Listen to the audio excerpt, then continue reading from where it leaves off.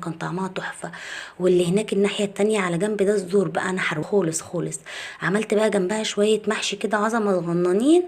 طلعت طبق، كان في طبق كده صغير عندي كرنب من اللي انا كنت مخزناه وكيس صلصة من اللي انا كنت مخزناه. المهم يعني ايه، ما جبتش حاجة من بره، خلصت نفسي.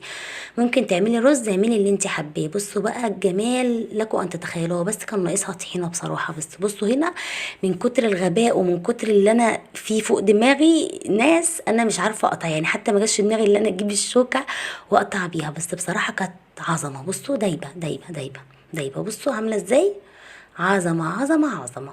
جميلة جدا جدا جدا وطعمها كان خرافة. ألف هنا للي هياكل. يا رب تجربوا الوصفة وتكون عجبتكم. ولو عجبكم الفيديو لايك وشير وسبسكرايب لقناتي على اليوتيوب. ويا رب ما كنتش طولت عليكم، واقول لكم السلام عليكم ورحمة الله وبركاته. كان معاكم أكلات أم أدهم.